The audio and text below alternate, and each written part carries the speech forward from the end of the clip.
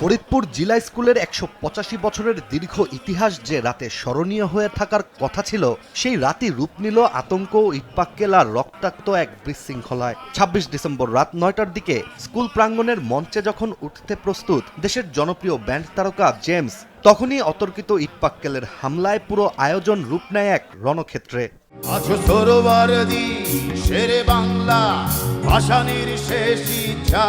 ফরিদপুর জিলা স্কুলের ১৮৫ বছর পূর্তি উপলক্ষে বিশাল এক আয়োজন করা হয়েছিল সেদিন। আর অনুষ্ঠানের মূল আকর্ষণ নগরবাউল জেমসের গান শুনতে স্কুল প্রাঙ্গণ ছিল কানায় কানায় ভরা, নিবন্ধিত প্রাক্তন ও বর্তমান শিক্ষার্থীদের দ্বারা। কিন্তু জেমস মঞ্চে উঠে গানের সুরে স্টেজ কাঁপানোর আগেই পাল্টে যায় পরিস্থিতি।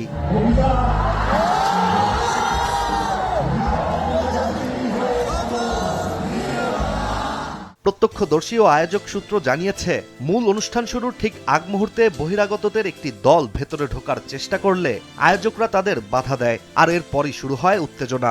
স্কুল প্রাঙ্গণের দেয়াল টপকে ঢোকার চেষ্টা আর একের পর এক ইটপাটকেল ছুটতে শুরু করে বহিরাগতরা, যার লক্ষ্য ছিল মঞ্চ, দর্শক আর নিরাপত্তার দায়িত্বে থাকা মানুষজন। এমন অবস্থায় শিক্ষার্থীরা প্রতিরোধ গড়ে তুললে পরিস্থিতি আরও ঘোলাটে হয়, আর এভাবেই কয়েক মিনিটের মধ্যেই উৎসবের প্রাঙ্গণ পরিণত হয় সংঘর্ষে।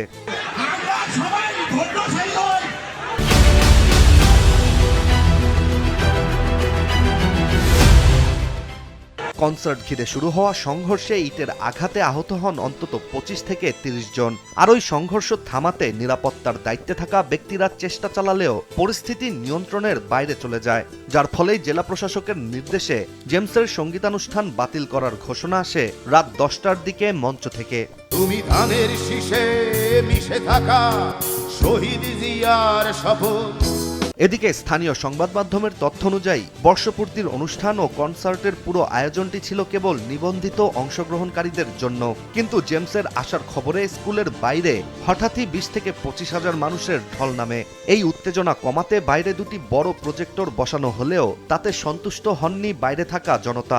এর জন্যই মূলত দেয়াল বেয়ে ভেতরে ঢোকার চেষ্টা এবং তাতে বাধা পেয়ে শুরু হয় ইটপাটকেল নিক্ষেপের ঘটনা।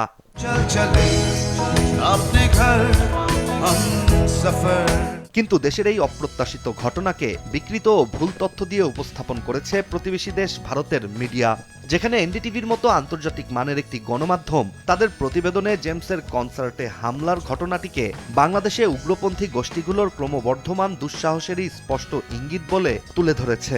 অথচ এই ঘটনার পেছনে মূল কারণই ছিল জেমসের গান শুনতে ছুটে আসা অতিরিক্ত মানুষের ঢল।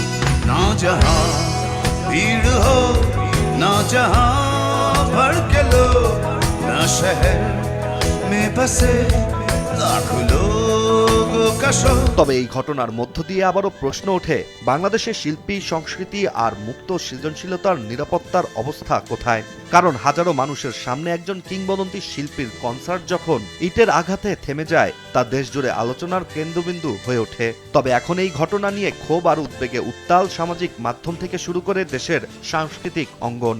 আমার প্রাণের বাংলা, আমি তোমায় ভালোবাসি। ইশতিয়াক হোসেন, দেশ টিভি। বড় বেশি ভালোবাসি।